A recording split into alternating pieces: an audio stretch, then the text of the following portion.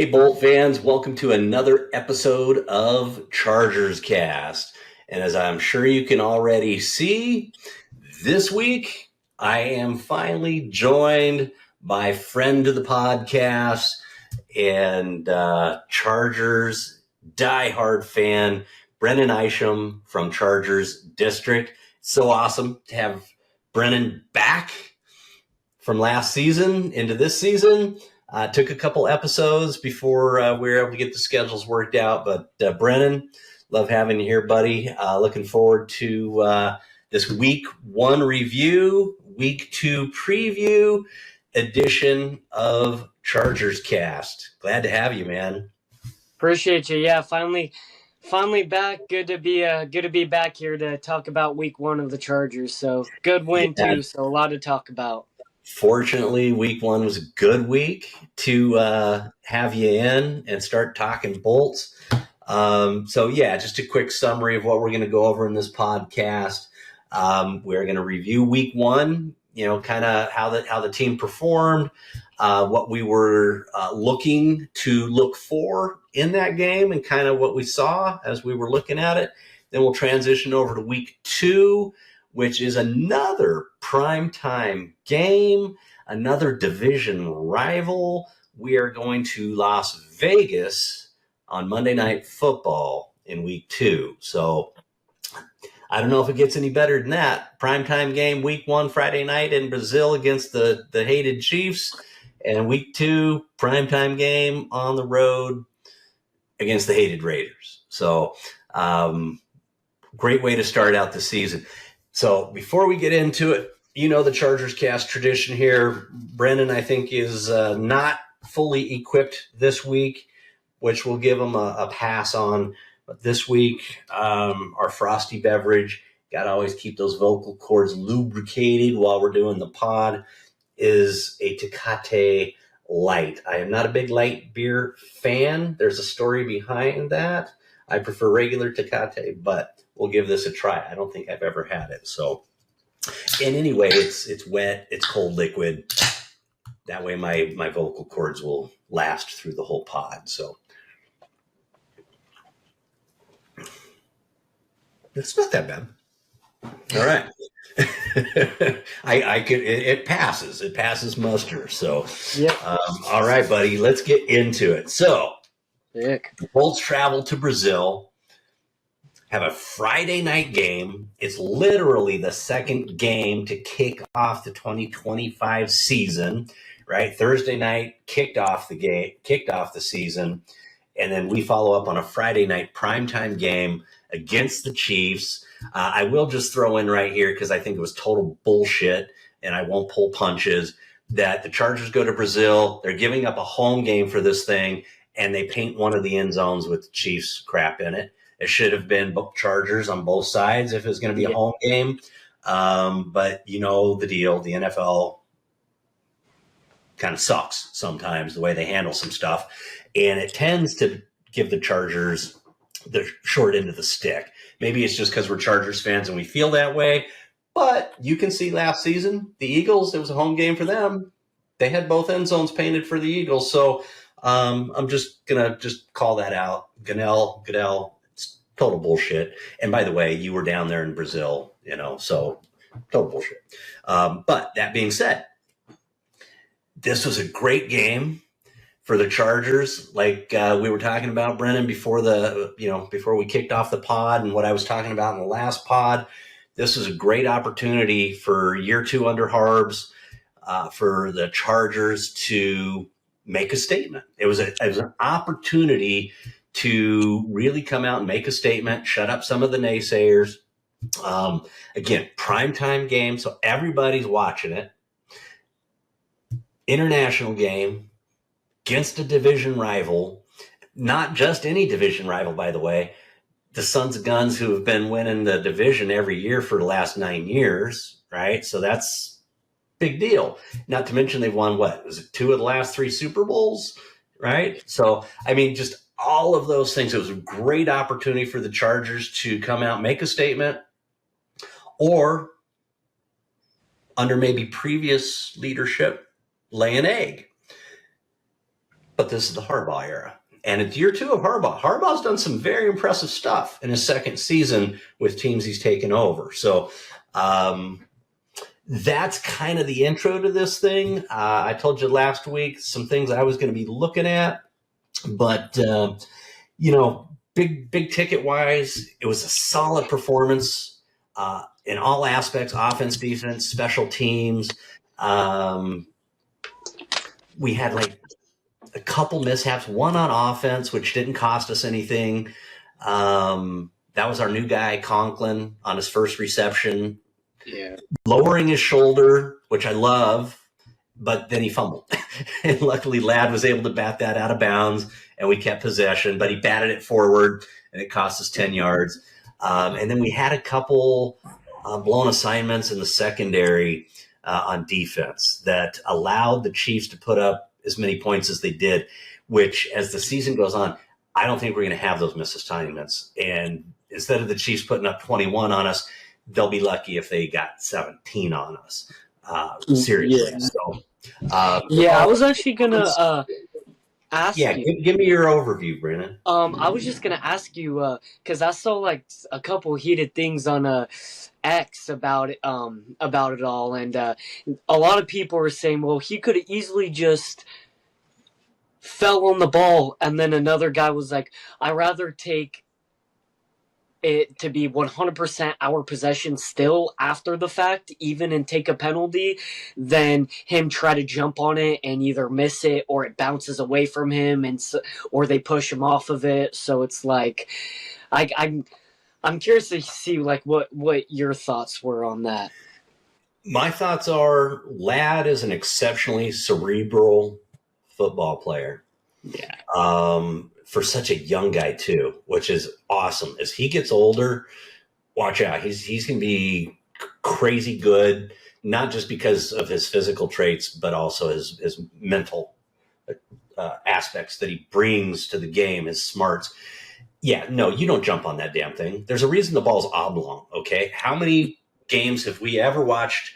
And I've watched a lot in 40 plus years of being a Chargers fan, and I don't know how many, very few games I've missed in 40 years, okay? Yeah. I watch a lot of football, mostly Chargers, but, I'll still watch Monday night, Thursday night, stuff like that when it's not Chargers.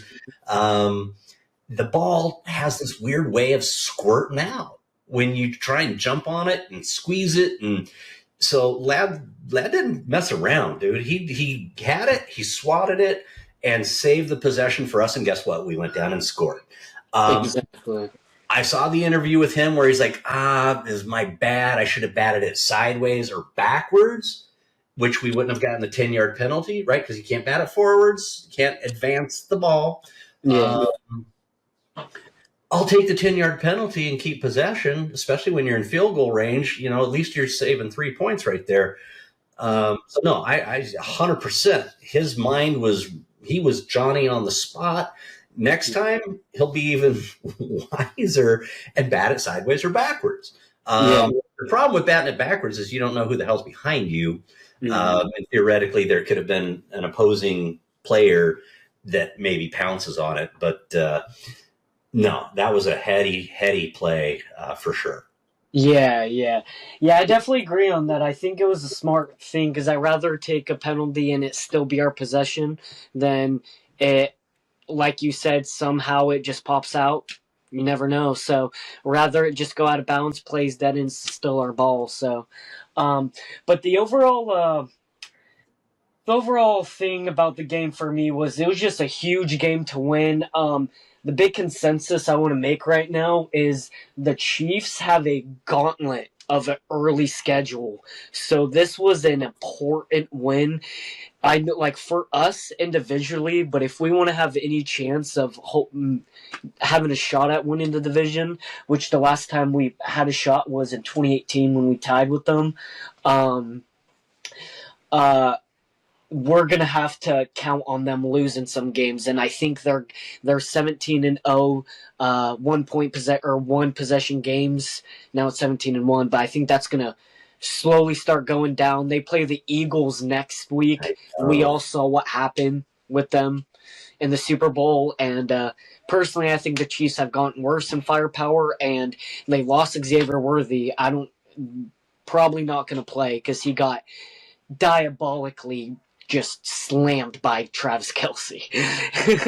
And then Rashee Rice, I'm pretty sure that's who it is out. 6 games. He's out 6 games, yeah. Yeah, so like they don't got too many weapons on them right now, so we'll see. But that's kind of, I don't want to get too far away from my point, but point is that was a really big game for us, not only individually for us, since it was the first time we won to them in like 7 games.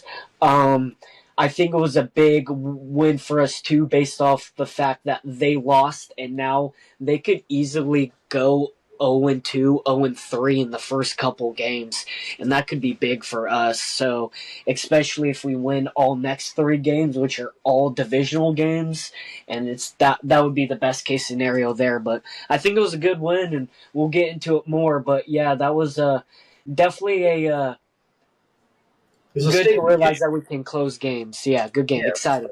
Like I said, I think it was a statement game. Yeah. Obviously after the fact, again, everybody was watching it because it was a primetime game, right? There's no competing games. And so all the pundits, right, they're expecting the Chargers to, charger. And, right, we saw all the pregame, where, they all, say who's going to win, right? There was an analyst, and I don't even know who that person is. I don't even remember who it was. It was some no-name, I think. But like all of your normal analysts, the Adam Ranks, which he's a hater too, MJD, just all of those. It was like down the line, just everybody. It was all red. Chiefs. Didn't even give the Chargers a chance. And I'm sitting there thinking to myself, you guys are selling the Chargers short, and you're definitely selling Harbaugh short. I mean, Harbaugh's got a track record that is proven, and he's done it with less talent than he has right now. So our boys stepped up. It was a statement game, and I prefer the Chargers, and I said this last pod, I really prefer the Chargers to kind of fly under the radar and not get hyped. They've always had their better seasons when they're an underdog, and when everybody's hyping them, then they tend to have letdowns. It's always what I've perceived, and especially when like the media's in there and they're getting all the interviews and all the glamour stuff versus just they're getting ignored and they just focus on playing football and winning games. So let's hope they don't get overhyped if they have the kind of season we're thinking they could have this season under Harbaugh, like a really high caliber season. Let's hope they don't get overhyped, at least not too soon, and the shit goes to their heads versus, and I don't think Harbaugh will let it, be honest with you. It's just not his way. He'll keep them grounded, but definitely a statement game. Let's get into some of the details. Offense, very surprised, and if I was surprised, I suspect the Chiefs were surprised too. Chargers came out throwing. Chargers are more than capable of coming out throwing, as they just proved in this game, but we all know that's not Harbaugh or G-Row's number one preferred method of execution. Okay, they want to pound you with the running game, and then go play action over your head, right? I mean, that's really, but I think it caught the Chiefs off guard, definitely caught me off guard, and it looked really good. Yeah. Really good. I saw something, and when I was watching the game, he was like, and Herbert's throwing again. I think it was Collinsworth or something. Yeah. And then he's like, and Herbert's throwing again. It was like 7 passes in a row, and it was like when it was important time. Honestly, probably could have ran it, but they were executing a game plan. They had a game plan for the Chiefs, and they went balls to the wall with it. And like you were saying, I was super surprised, but whatever works. I mean, your number one running back is still literally had 2 snaps, so he's still trying to work through stuff. And you got a rookie that's still trying to learn, and it was his first ever NFL game. So I think it was a very good idea and plan to air it out. So, because we got some weapons on that receiver core now. Yeah, I think that probably played into it, having Najee not being totally in football shape for this game, having basically been out 90% of training camp or whatever it was since July 4th. And I think he was in on about 12 reps, but he only got two carries, I think. Two actual, one carry and one pass reception, I believe is what it was. Yeah. But it's good to see him out there. And Omario looked really good. He definitely looks like he's the real deal. But again, if they knew he was going to kind of be the bell cow for this game, they probably didn't want to get him any more than what they got him, which I want to say was about 15 carries-ish, give or take. 15 carries. 15 carries for 48 yards, yeah. But he looks like what we've been sold on him. He looks like he's the real deal. Get him in 1-2 punch with Najee. But yeah, it kind of makes sense that probably played into it. That and, first game of the season. And, Andy Reid's no knucklehead. He's probably going, we know what Harbaugh's, method is. And we caught him off guard and stayed with it the whole game. It was beautiful. No drops by our wide receivers. And I don't believe we had any drops by our tight ends either. So that was good. The guys were actually hanging onto the ball. I mean, we had some pass defenses. I think there's 1 or 2 balls that Herbs was off on a little bit, but they weren't drops. They weren't like right in the hands and dropped it. And if QJ got action in this game, the fact that QJ caught everything that was thrown at him was huge. Not to mention he scored twice. I mean, you knew Keenan and Ladd were going to get theirs. One of the things I mentioned in the last pod that I was going to watch was the wide receivers, specifically KLS, Trey, and QJ, because you knew Ladd and Keenan were going to get theirs. And so it was like, how was that distribution going to shape up? Well, it looked pretty clear to me that it's 1, 2, 3, Ladd, Keenan, and QJ, and you can order those how you want, but I'm going to put, let's call it 1A, 1B, Ladd and Keenan, and then QJ wide receiver 2. And then KLS and Trey are going to supplement that. I think they only each got a couple reps. Trey got 1 reception, KLS got none, but they're going to work them into the fold. Defense, solid play. It's a big overview, solid play, few lapses. Special teams, they held their own. And the one thing I would mention on special teams before we drill down a little bit deeper is the new long snapper. He did his job. That's, if you aren't hearing that guy's name called, he did his job, right? So our long snapper's out for at least 3 more games on IR, slated to return. And so this guy they brought in held down the fort, man. That's all you can ask for with those guys. Yeah, Rick, I'm pretty sure his name is Rick Lovato. He's a Super Bowl champion. He's been 2-time, actually. He's been with the Eagles for a very, very long time. So he's one of those long snappers that's not going to make those mistakes where if we brought up a long snapper from like a UDFA type of long snapper, he's a vet and he knows what he's doing. So and he's going to be perfect for 4 games, and then we'll get what's our long snapper's name again? Josh Harris. Yep, Josh Harris. Sorry, I was brain farting there. Hey man, I'm the one who does brain farts. That's what this grade is for. So once in a while I remember one. Yeah, but Trey Harris, he had 1 catch, like you're right, but it was 11 yards. If I remember, they're loving him with those quick like slant routes. These are like kind of like a medium slant route, not really too deep, and they work really well for him, but. It was good to see them get a little bit, but I think fans are going to start realizing that, it was super cool to see KLS like pop off in the preseason and Trey Harris to have some good catches, but it's clear we have a 3-headed monster and they are rookies. Harbaugh they have a methodical plan that you kind of know they do not rush things. So they're not going to rush these guys because it was a first game and they're rookies. I was seeing a couple people like, well, I wish I saw them more.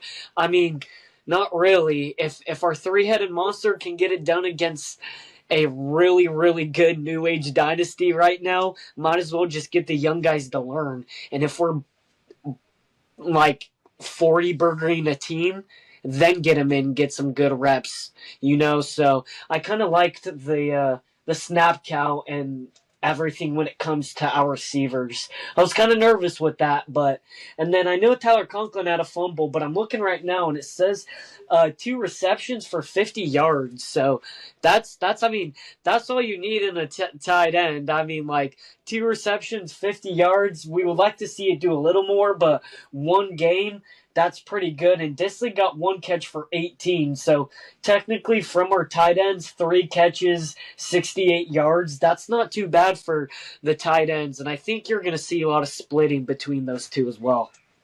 Yeah, I think they complement each other well. I had a note here regarding our tight ends. Conklin looks like he's going to fit in well, and he's going to complement Disley.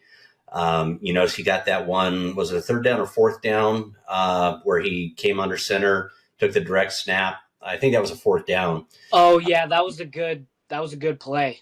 Yeah, it was a great play. Got more than enough than we needed. Justin didn't have to stick his nose into that trash. Let a bigger, stronger guy do it. Well, I don't know if he's bigger or stronger than Justin, but Justin, we pay him a hell of a lot more. How about that? Yeah. So we don't want him to get a broken finger or nothing. So they trust Tyler with stuff like that. So, and he's got sure hands. And I wouldn't be shocked. I wouldn't be shocked if this fumble we saw on his first catch with the Chargers is the last time we see him fumble all season. It's not who he is. He's got great hands. He doesn't drop balls and he doesn't fumble. And I mean, he's had several seasons in a row now with his prior team, the Jets, I think it was, right? The Jets, where, he was 50 catches, 900 yards kind of guy. And if you can get what we got out of Disley, maybe a little bit less now that we've got Tyler, I think we're good in the tight end department. One of the things, and this is going to get out of order a little bit here, but since we're kind of on this topic, one of the things that was on my watch list last week for all of us was the wide receiver core. Okay. There were several areas we wanted to watch, but since we're on kind of this topic, was the wide receiver core. And one of the things, as I was kind of analyzing who we're going to become and how Giro might utilize this new wide receiver room, where we've got some talent in this room. I wouldn't say there's no one that's a superstar, but exceptionally talented. I'm sitting there thinking to myself, Keenan and Ladd should almost always be on the field at the same time, because while Ladd can take the top off of defense because he's like high 4.3 runner, and Keenan, that's never been his game. Keenan's game has been just exceptional route running and the ability to get open, and he's more of a short to mid-range guy. But how do you defend if you're a defense? How do you defend those two guys when they're on the field at the same time? I think it's impossible. Yeah, I think it's impossible because you cannot double both. And if you single either one of them, they're getting open. And Justin knows they're getting open. Okay. So Justin immediately goes, oh, Keenan's doubled. I'm going to look at Ladd first, even though he's the second read. Right. And then QJ come in and just supplement that and the other guys. But it looked like what I thought it could look like with those two guys on the field. They were kind of unstoppable, to be honest. Yeah. And Keenan tore it up. I mean, there was a highlight of Derwin on the sidelines, and Keenan doing Keenan, man. 3rd down, Keenan's automatic, right? And there's a highlight of Derwin on the sidelines where he's mic'd up or whatever. They just had the microphone on him, and he's like, "It's 3rd and Keenan." Yeah. It was beautiful. They killed it together. just them together, they had 13 catches and around 130 yards together. Like, Ladd had 6 catches, 74 yards. Keenan had 7 catches for 68 yards. I don't remember what they said, but the announcer said, like, that was, like, one of the first times in Justin's career that he had 3 wide receivers get over 50 yards. And he had actually 4 of them do it. So if you count Will Disley, if you count Tyler Conklin, sorry. Yeah. Yeah, Keenan, Quentin Johnson, and Ladd all of them almost had 70 points each, and Quentin almost had 80. So, like, that's you look at that last year, and I challenge a Charger fan to name me one game where we had 3 receivers have a really good game. I challenge you, because there wasn't one game. Because we had Ladd. That's it. Ladd was pretty much it. We had QJ working through stuff, and then Palmer just was being Palmer. So now we have Keenan back, and then hopefully this wasn't just a one and done game for QJ, because if he can keep this up, like you were just saying, that's a deadly trio right there. That's gonna, like you were saying, like with Keenan and Ladd, if QJ can be like them and like this every game, that's gonna be unstoppable. Like, it's gonna be very hard for defenses to deal with that.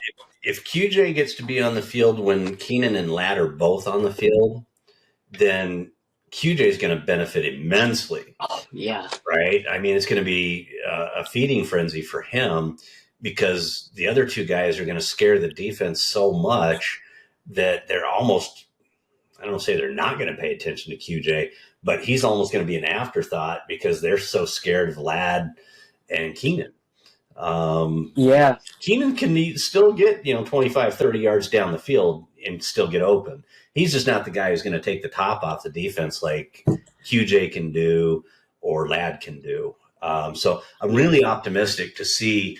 And then Trey and KLS, dude, those guys are studs. Okay, we are now blessed again. Thank you, Peace, for being good, especially in the 5th round. The guys like Golden in the 5th round. He may end up with 2 studs in this year's 5th round, like he got in last year's 5th round. But it's going to be fun to watch this wide receiver room evolve, and the fact that Keenan came back and Justin's able to pick up right where they left off is huge. So let's go hit a couple more spots. We gotta keep moving here before we roll into the Raiders game. But there were a few other places I wanted to touch on that I thought were places we needed to keep our eye on.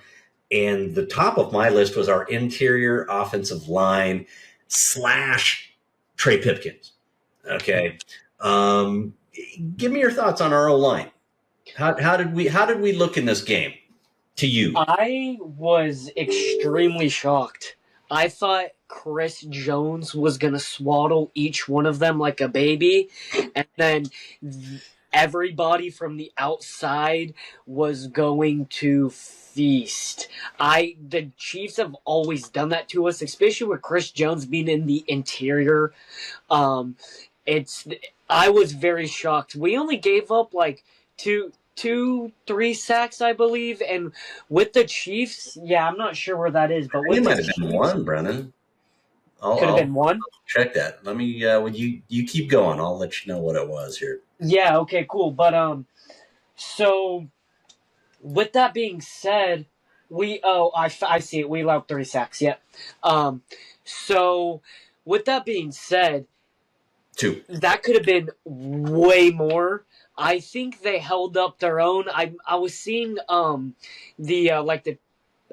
pretty sure it's called PFF. Their page was doing the grades, and Zion Johnson was like doing pretty well. Like he was rated like in the 80s, and then I'm pretty sure Jamari Salyer. Salyer. He I just totally forgot about that dude. He came in from high. And he actually did pretty decent. Like everybody was pretty shocked with him too. But I'm just obviously, I don't want to get too ahead of myself. But obviously, Joe Alt killed it. Joe Alt's a stud, dude. Yeah, there was a picture of him just going like this with Jones. It was so funny. And but Mekhi Becton killed it, even though that weird mysterious sickness that almost took him out, like right the day before the game. I think he ate something he shouldn't have eaten. The Montezuma's Revenge. That's what it's called. Yeah. But anyways, yeah, I thought it was pretty. I was pretty shocked. That's people don't really I think don't grasp the fact that just because the Chiefs lost to a really good Philadelphia team in the Super Bowl, they are still a dynasty. They've won 4 Super Bowls in like the past 5-6 years. They are still the team to beat. They have always been the team to beat the last 5 years. And the fact that our O-line and every other factor, specifically in this specific topic right now, the O-line, they killed it against a team that showed that they're ruthless. So I don't have any other expectations, especially with what has happened to our line right now. It's only going to get better, in my opinion, with just more practice and more getting their real full line, because who knows, it might switch in the middle of the season. Well, injuries do happen, and I think at this point, fingers crossed, I don't know if we want to go too much deeper on the line. I do like Jamari, and in fact, I thought Jamari was a better fill-in than Trey Pipkins, and I voiced that over and over again because I've watched Trey for too long just get whiffed when he was playing right tackle for us all those years. Max Crosby just made a joke out of him, pretty much every game. And when Jamari came in as a rook and played left tackle, he held his own. If you remember when Rashawn went down that season, it was Jamari's rookie year. Yeah. And they put him out there as a rook, and he held his own. But right tackle's not his position. And with Joe Alt being Joe Alt, I mean, how do you not put Joe Alt on Herbert's right blind side? Yeah. I mean, how do you not do that? He played it in college too, so. Yeah, exactly. Yeah, so I mean, it's a natural fit for him. So how do you not do that when he's your best offensive lineman to guard Justin's blind side? Yeah. But then that forces you to put Pip out there on the right side, and I'm still super concerned about Pip. I mean, I've just seen too much. I hope I'm wrong and he's grown more adept at playing that. And we, let's face it, we got Matlock and we got Tucker Fisk in particular, those two big boys that can go over there and help. Will Disley is one of the best blocking tight ends in the league still. And Disley, right? Yeah. And we have running backs, Chip and stuff. So you can do some things. And by the way, it's not Herbert's blind side. So Herbert should see at least coming his way. But I still wouldn't be shocked, to be honest with you. We got plenty of cap space. I still wouldn't be shocked. Ortiz did it throughout the whole season last season, that somebody becomes available that is an actual starter quality player that he's like, I can't pass this guy up, okay? And, it's not hard to find someone better than Trey.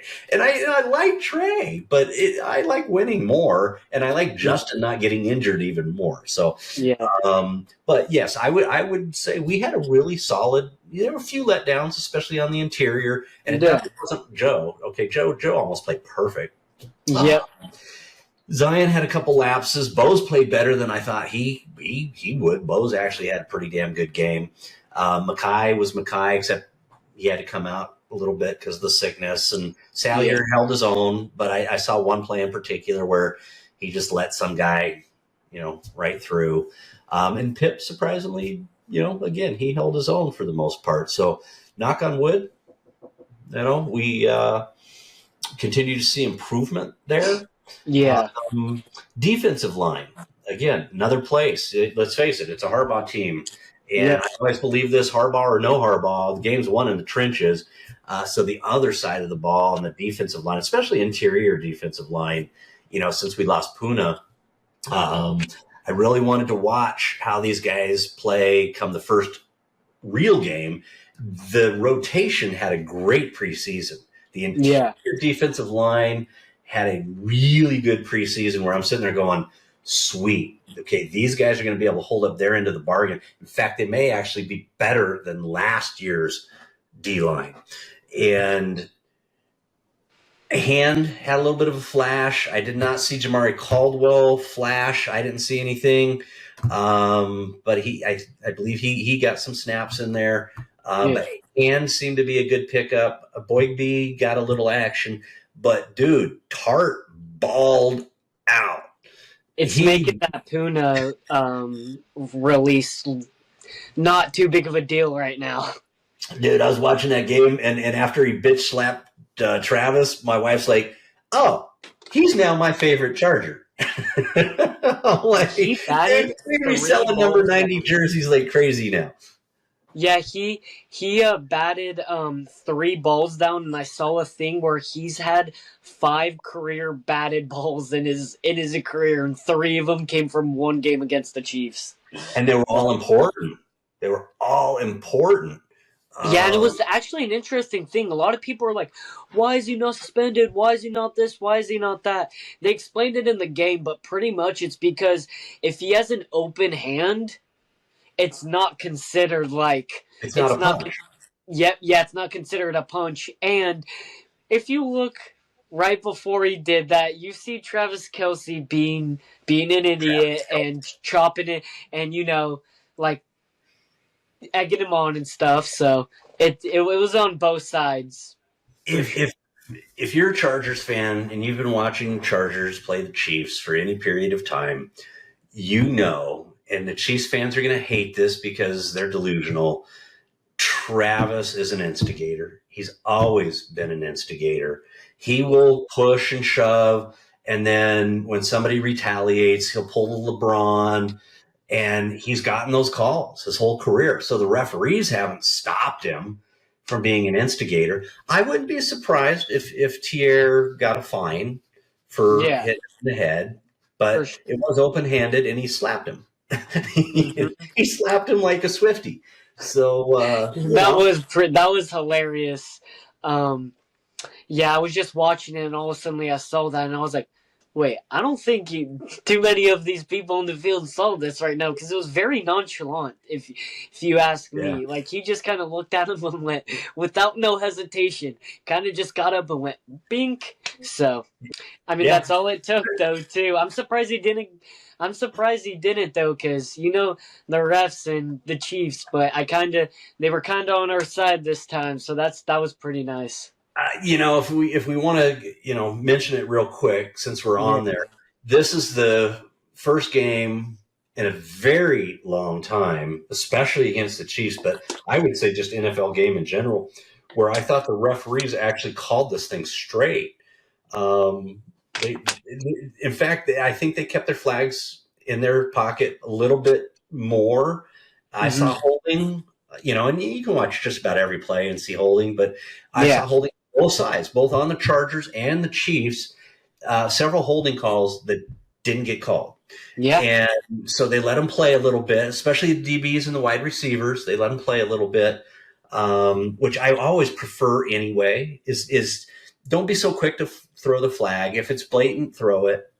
But, I think that in all, the refs called a pretty straight game on this one. Yeah. So you can't sit there and go, oh, the Chiefs lost or the Chargers won, because there was a late call in the game that skewed the outcome or resulted in points. I wanted to mention something, and I'm kind of stealing your thunder because you love to talk about this, but time of possession. So we had 32, almost 33 minutes of possession where they had 27. And I think that was really important because I don't know if you realize that I'm pretty sure it was either the last drive or the drive right before that. We took like 7 minutes off and then went and scored. I think I'm kind of going to segue right now I think that's what won us the game, or a big part of it was we were able to, unlike last year where we were able to sustain these long drives, but the field goals, man. They were just always field goals last year, in my opinion. But last Friday showed that we were able to sustain these long drives to keep Mahomes off the field. That was number one, like, key factor for every analyst I saw. So that's what we did, and we were able to capitalize on that as well. So I thought that was pretty important. No, time of possession is huge, especially when you're going against a quality offense. As can you keep them on the sidelines? So it's really hard for them to score if they're, sitting on the sidelines, twiddling their thumbs. Yeah. Time of possession wasn't that skewed, but the fact that it ultimately ended in our favor by about 3 minutes, give or take, is important. But what was really important was every time we led the entire way. And every time, because the Chiefs are going to come back. Okay, Mahomes is a gamer. That one pass he threw where he was vertical, and it's like, dude, that was crazy. How the hell do you throw that ball and complete it, right? Mahomes is Mahomes, and you give him his credit. But what was awesome is we were able to, when they got close, they got within 6, we put up some more points. They got within 2. We come back and we put up more points. To get within 1, we put up more points. So the resiliency of our offense and for them to execute, they executed this game in all phases, right? The running game, the passing game, the wide receivers, the tight ends, the running backs.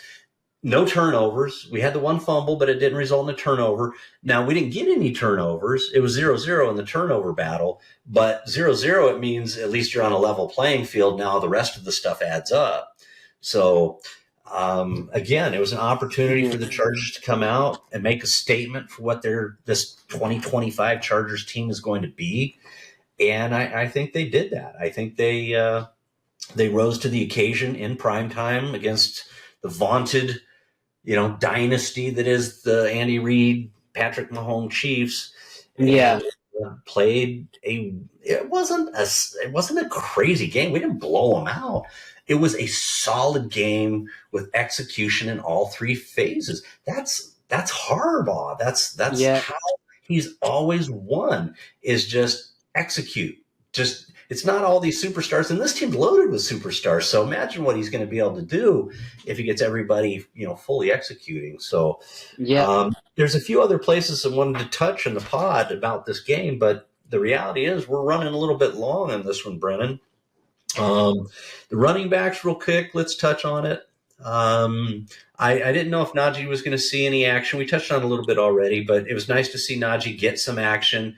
Obviously, he's not in game shape. He's missed so much of training camp. So I suspect each game he's going to see more and more. O'Marion looks like the real deal. Absolutely. I mean, he seems like he could be a bell cow, quite frankly, where you could feed him 20, 25 a game, and he'd be just fine with that. And he'd get better as the game goes on, like a lot of those old school running backs used to, LT included. But that was good to see. We already talked about the O-line, D-line, wide receivers, tight ends. So, I think we got it. The only other thing, we came out of this game pretty clean, with one exception. Denzel Perryman, he went out pretty early in the game. Troy Dye came in. Love the fact that we've got Troy. He's a really good backup, and he played super solid. I don't think the team really missed a beat. But it looks like Denzel's going to be week to week. He's got a high ankle sprain, so it could be a few weeks before we see Denzel back out there. Yeah, it's a shame. He's just getting you're starting to see it, because it happened to him all last year, where he only played like a little more than half of the games. He was always on the injury list every week. So you're kind of starting to see where he's getting to that point, because he's not a linebacker where he plays it safe. He's going to crash right into you head first. So, and that he's a hard hitter. So it's getting on his body. So it's probably only a matter of time, but he's always been injury prone ever since we drafted him. Yeah. So hopefully, but he's still elite, but I don't know if Chargers fans will agree with this, but even if he's out for 4 to 6 weeks, whatever, I would be fine with Troy Dye. He showed some good. There was one play I can't remember, but it was a really nice play, and so he's with him and Dayon. I think we're gonna see some good things. So Yeah, we've and got Wookie as a undrafted free agent rookie behind them at this point. Marlo Wax he showed up during that preseason and he made a lot of tackles like near it seems like he'd be a really good like run stopper as well. So Yeah, he might see some action with Denzel out for a few weeks. yep, Because they probably want to rotate and keep those guys fresh. yeah, I don't recall seeing him get any reps in this game, but a rookie free agent backing him up. Be interesting to watch. That guy seemed like a gamer. You got anything to add on week one before we roll into the Raider game? honestly, no, man. I think it was a good win. Last thing I would just have to say is we just got to keep this momentum up. Harbaugh's known for that, so we just got to keep winning and keep winning. It's a hard division, so we can't let one win be the holy grail. So Yeah, it's week one. yep. Week one is a total crapshoot. You cannot look at week one. I don't care who you are, and say what this team, and I don't mean this team, the Chargers, any team in week one, say what they're going to be come week 10 or week 12 or week 17 or 18. Week one is such a crapshoot. You got all these new players playing. A lot of times you got new coaches, new coaching staffs. So week one is oftentimes it can be an outlier of what a team really is. Now, I don't think that's the case in the Chargers case. This is season 2 under Harbs, and the core of this team is pretty much the same with very few exceptions. Now, will additional wins? I think we got plenty of wins in our future. We were 11-win team last year, which nobody thought we would be, right? I think, we got plenty of wins in our future. Are they going to be as big a win as, I don't want to say flashy per se, but, obviously all the pundits were all of a sudden, anointing the Chargers a little bit, and they're up in the power rankings and all that crap. I don't care how you win as long as you win. And an ugly win's still a win. And Harbaugh has a way of winning ugly games too. And so I think we have plenty of those in our future as well, where we just grind them out. It's not just, Justin throwing these pretty balls for touchdowns. But we'll take this one, especially against the Chiefs for sure. How cool is it that the first 3 games of this season are all division games? I don't know if I've ever seen that before. I think I've seen us end the season 3 division games in a row, but I don't know if I've ever seen us start the season 3 division games in a row. This is really going to be by the time we're done with these 3 weeks, it's going to be a really good bellwether what this team is, or potentially what they are for this season. Yeah, it makes me a little nervous because no matter what team it is, no matter how they perform, a division game is always hard. That you play them twice a year, they always know how you operate. So I'm a little nervous considering we have a harder division than last year. Raiders, we'll get to them, but they look. Their RB Ashingenti looks like the real deal, and they got Brock Bowers, so their offense can be high powered, and especially when Max Crosby on defense, we'll see if they can put it together. But and then also Denver with Bo Nix, though their week 1 games honestly didn't didn't impress me. Bo Nix did not play that good, in my opinion. And Yeah, also the Raiders, it was very lackluster. Everybody was like, oh, Raiders won, Raiders won. It's because they didn't have too many of those last year, and they have a new regime, so they're all excited about it. But the Patriots have a really bad roster still. They're young and upcoming. They're going to be really good, but they still have a young new roster, and they still made it close against the Raiders. We're a little above the Patriots in my opinion, so I think we can get it. I think we can get it done. However, it's going to be hard. So that's my stance on 3 divisional games. I'd rather it be spread out, but that's what we got, so we got to execute, hopefully. Hopefully start 3-0, 3 divisional games. That would be the best case scenario, and that would set us up big time for sure. Well, I said going into week 1, as I was doing my 2025 season predictions, that if we came out of the first 3 weeks 2-1, and I don't care which 2 they are, I would be ecstatic, honestly. 3-1, oh my goodness, that would be beautiful. That would really set us up sweet heading in, because I think we've got a pretty good schedule, pretty winnable schedule, all in all. So if we can take care of business in the division, for me, and I said this last week, I don't see us losing to a Geno Smith-led team. Yes, I'm not a Geno hater, but I'm not a Geno fan. I just never have been ever since he was a rook and got drafted by the Jets. And I see Geno, there's 2 phases of Geno. There was pre-Chargers Geno and post-Chargers Geno. And I think if you look at post-Chargers Geno, where he got an opportunity to learn from Phillip Rivers, since that time, he's become a much better quarterback. And I'm absolutely would be the first one to admit it. When Seattle picked him up, he started playing some really good ball, and I would attribute a lot of that to Phillip. I think he learned a ton about being a good quarterback and reading defenses from Phillip. Yeah. So I'm not saying he's not capable, and he's got some weapons, but I just don't want to see it. I don't let it happen. Okay. Don't lose Geno Smith run team, period. So let's get into this. Okay. Another primetime game, this time Monday Night Football. So it's almost like a mini bye, right? We play on a Friday night. We don't play again till a Monday night. So you've got this extended time, which is great considering the amount of travel.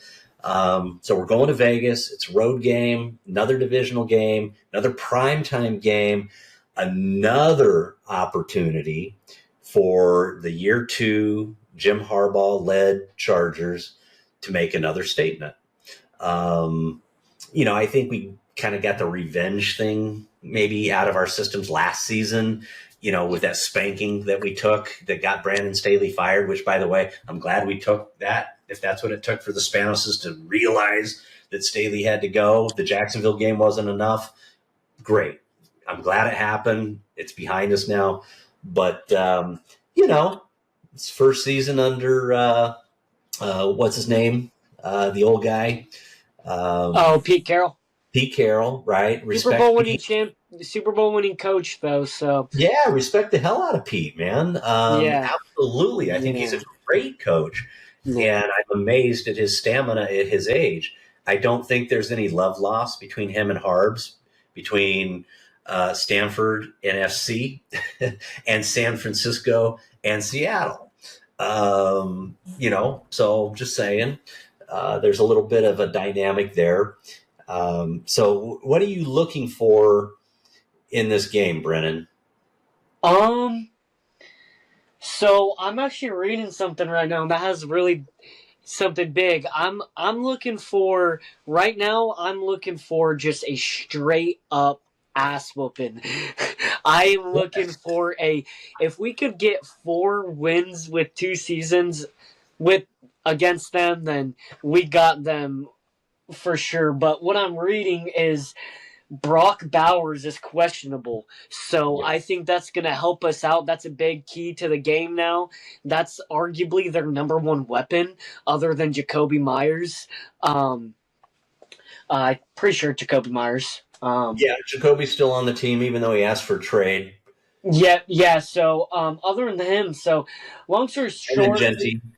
yep, yeah. So long story short, that's a big key. So I think that's going to be a big deciding factor. If he doesn't play, then our defense, I think, is going to feast. And the other thing is, I think we just honestly, I think we got to keep. If it's not broken, why fix it? You know, I love saying that. I think we should keep doing that with the passing. Maybe a little less now that Najee's hopefully a little better, but it worked last week to a absurdly like better team than the Raiders, and we were just Herbert was throwing piss missiles everywhere, so it was good to see. So I think if we keep that momentum and start fast early, I think we're gonna kill them. So Okay. Um, yeah, Brock Bowers, I've heard conflicting stories. According to Brock, he says he's fine. According to the coach, he says he's, day to day, it says. day to day. Yeah, he may or may not play. So I'm gonna go with he's gonna play, and he's gonna be a full go. And you can't We'll assume see the snap count though. you can't assume that he's gonna, be hindered by this injury. He's kind of like, a chess piece. I'd call him a queen. You know, he can do everything, and so if he's not on the field, I think that is a huge advantage for our secondary and our linebacker staff. To be honest with you, that's just one chess piece that they don't have to deal with, and gives us additional. Ability to defend their remaining weapons, which, I would say are fairly limited. The things I'm going to be watching for in this game are really, no different than the Chiefs game, which is I still got to keep an eye on this O-line. I don't know. Max Crosby's a beast, and Trey Pipkins, he's owned Trey Pipkins every time Trace has been out there in right tackle. So it's going to be interesting to see how we deal with their blitz packages. With our O-line, and we know where our weaknesses are there. The cool thing is you can put Joe Alt out on an island and not worry about him. He's got you covered. Going to be looking at our D-line. Are we going to be able, especially the interior, are we going to get some push up the middle and make Geno have to use his legs a little bit? And then that lets Khalil and those guys, Thule, go chase him down. Yeah. Our running backs, going to be still looking at, I suspect Najee will get more action in this game. They're going to keep bringing him along and getting those carries split a little bit more. But, Harbaugh and Giro also like to go with a hot hand, So as Najee's being brought along, are we going to see this young buck become the hot hand and just kind of take the job? You know what I'm saying? And Najee becomes his backup. I don't know. We'll find out, but I'm going to keep an eye on that. Wide receivers, you should never take Ladd and Keenan off the field. As far as I'm concerned, those guys should always be on the field together. I don't care, X, Y, Z, you name it. They can play them all. Those two guys should always be on the field together, and then let Q and the other guys come in and supplement them. So I'm going to be watching that whole who's getting the reps, and how that dynamic is working out. And then, the turnover battle, I think, is huge. We had a great preseason where we absolutely dominated in turnovers. I want to see that continue into the regular season. Week 1, it was a draw. It's 0-0. I think we're capable of turning over Geno and, maybe this Rook running back as well. So we'll see how it goes. Yeah, that's some good insight. I did hear too that their O-line is something that they have to work on as well, but a little more so than us. That's just what I've been seeing and reading from certain reports. So hopefully Thule and Mac can get in there. Bud Dupree. Hopefully those guys can just force I have a lot of faith in our DBs, especially seeing Dante Jackson. I'm pretty sure Yeah. his name is. He played a solid game, and that play where he almost picked off the ball and it hit the grass a little bit. That was an amazing play to me. So if you can force him to get out of the pocket and then force him to make those throws, I think it's going to be pick city. So I think if we do that and force turnovers based off their weaknesses, which would be their O-line and their offensive sense, then I think we'd be pretty well off. But one thing about Jim Harbaugh and the other coaching staff, it showed last year when we played some bad teams, they were propping them up and saying they're really good teams that you can't, look over. So What do they call it? Billboard material or yeah, and I love that though, because you're not going to look over. If you have that mindset, you're never going to look over a team, and you're going to give it 100%. So I think they're going to realize in the first couple quarters that they're going to have to play perfect football. In my opinion, if we play decent football, I still think we're going to win. But if they play anything besides perfect football, I don't think they're going to win. They have to play perfect against us, just like we played against the Chiefs. We had to play almost perfect, and I think we did. This game, I think we can get away with not playing a perfect game, but the Raiders cannot, in my opinion. Yeah, well, I think roster-wise, I think we're probably the better team. They've got a couple skill positions that are phenomenal. The Brock Bowers, last year's rookie, he's a real deal. Genty looks like a deal. But I think, top to bottom, Ortiz and Harbaugh built a quality roster. So, yeah, I think we've got a little more latitude, a little more room for error. Not that we are going to have it. Nobody ever plays a perfect game, but, I suspect, we had a pretty clean, when we had our first and second stringers in, we had a pretty clean preseason. We didn't have a lot of false starts. We didn't have a lot of, pre-snap penalties, not a lot of lapses. You can tell those are hallmarks of a Harbaugh team. And I think that's going to be even more so this season. So, yeah, mistake-free football helps a ton, especially if you're evenly matched. I would say the Raiders are a better team this year than they were last year. Pete's a better coach. So I think they've upgraded their coaching staff, upgraded their roster, but are they ready for prime time yet? I don't know. We'll find out on Monday night, but I think we have every opportunity to beat these guys.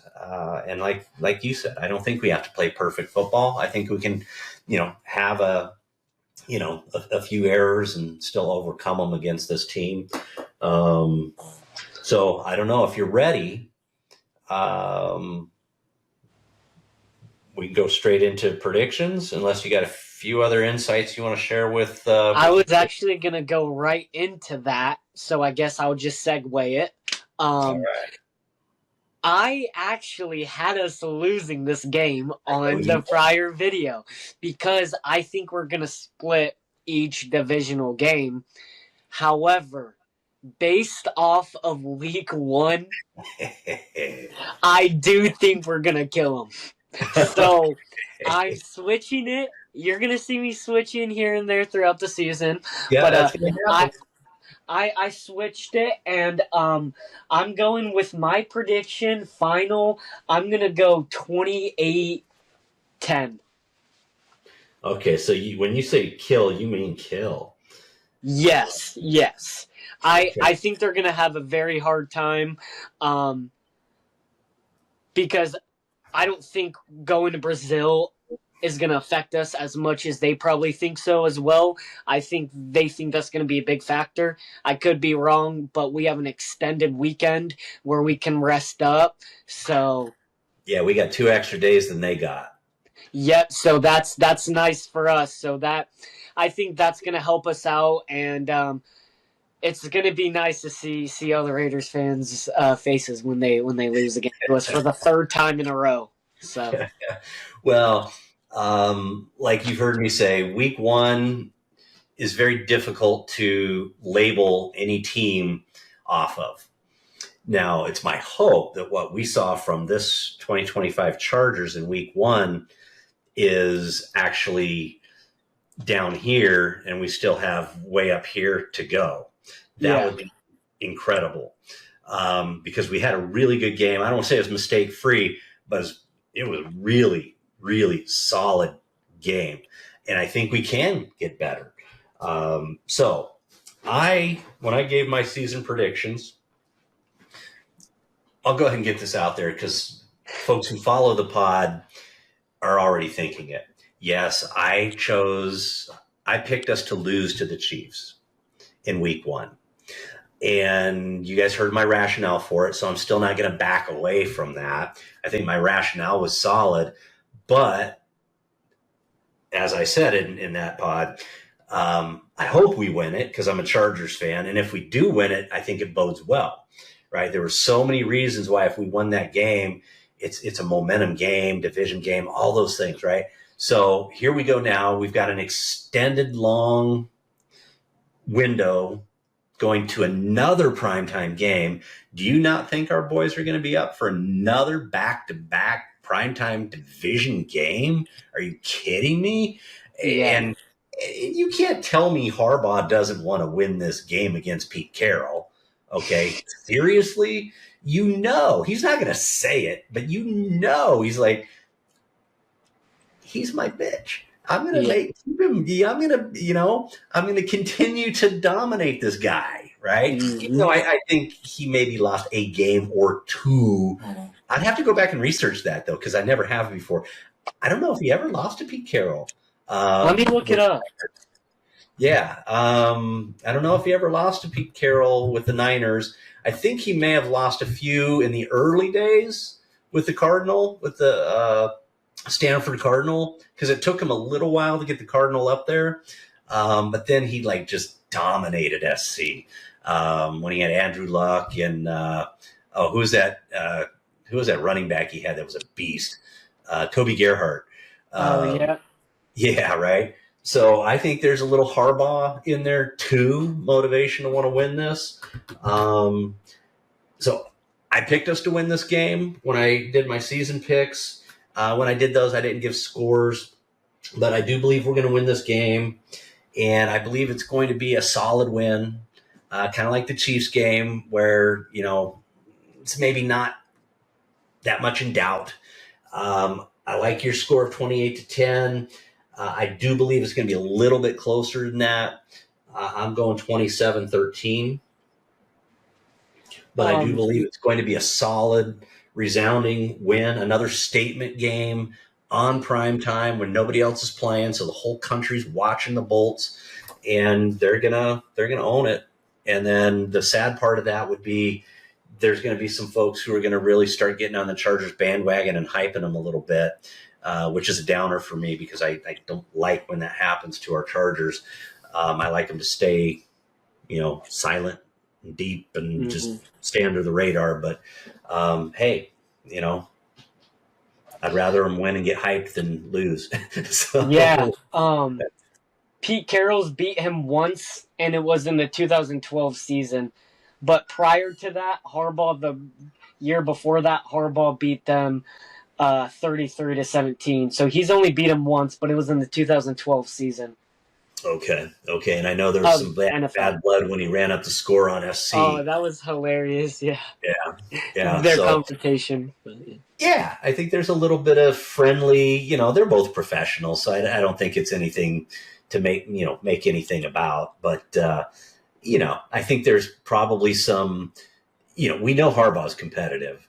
And I don't think you can be as old as Pete is and doing what he's doing as long as he's been doing it without being super competitive as well, right? I mean, you got to have those juices to be in sports like this. So, yeah, I think there's going to be a little bit of that as well. It'll definitely be interesting regardless of the outcome, which hopefully it's the Chargers who are on top. But the post game handshake. Yeah. Yeah. We'll see. See if It's that going to be happens. super interesting, dude. Yeah. So excited for it for sure. Yeah. So just to summarize, we both have the Chargers winning. You've got them winning in a little more dominant fashion at 28-10. I've got them 27-13. Probably giving Gino a little more credit than I should. I think you are too. But, it is the NFL and it's only week 2. So any last thoughts before we wrap this thing up? Think I'm good. We talked about a lot this pod. I think we covered most of it. Yeah, If not lots all. to talk about. Yeah. Lots to talk about, and there's only going to be more as the season rolls on, man. Yep. Brennan, I'm glad you were finally able to get in here and join me. And hopefully we're able to keep this rolling throughout the season. I will reiterate what I've told you guys. And, I think pretty much every pod, or at least the last few pods of this season, this is a podcast for all of you Chargers fans. It's by Chargers fans for Chargers fans, so, there's nothing orchestrated or polished or any of that crap here at ChargersCast. We're just fans talking about the Chargers. And so if there's another fan out there who'd love to jump on once in a while and hang out with Brennan and I and talk a little Chargers football, please feel free. Leave a comment down below. I'll reach out to you. We'll chat a little bit and see if, it's something we could put together. But it's always nice to have fans here at ChargersCast, and it's great to have Brennan back. Brennan's the OG, man. Truly the OG fan here at ChargersCast, and so glad to have you back, my friend. Yeah. That is it for this episode of ChargersCast. If you haven't already, go down below, leave us a comment. Love to hear your feedback. If you aren't subscribed, subscribe. Hit the little bell. That way you'll get notified when we post the next pod. And let's see. What else? What am I missing? I think that's pretty much it for housekeeping stuff.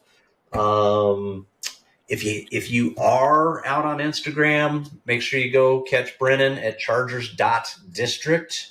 He's got a great Instagram page, and I'm jealous because it's growing like wildfire, and love to catch up with him. But we're not doing too bad over at ChargersCast. Go check us out as well. We're just ChargersCast, real simple, on Instagram as well. And other than that, we will catch you guys next week. Next week, we'll be back, Brennan and I, to talk about the Monday Night Football game against the Raiders in week 2 and preview week 3, which is technically our home opener, because week 1 doesn't count. We got hosed out of a home game, but our home opener in SoFi against the Donkeys. And so we'll have a lot to talk about again next week, and we'll catch you there. So without further ado, Brennan, who got a better than us? Nobody. Nobody. Week 1 primetime win against the Chiefs. Nobody got it better than us, baby. So nobody. You guys be good. We'll catch you next week. Bolt up. Bolt up, for sure. Hi, I'm Kirk Brewer, the creator and host of ChargersCast. I just wanted to say thank you so much for tuning in to another episode of ChargersCast. We really appreciate you engaging with the podcast. When I created ChargersCast, it was intended to be a podcast about everything Los Angeles Chargers from a fan perspective. It's by fans and for fans. So it's for you, and we really appreciate you being here. If you haven't done so already, please go down below, leave a comment, give us some feedback. We really love to hear from you. And if you haven't done so already, please subscribe and click the little bell so that you get notifications when new content drops. Again, thank you so much for tuning in to ChargersCast. And who's got it better than us? Nobody.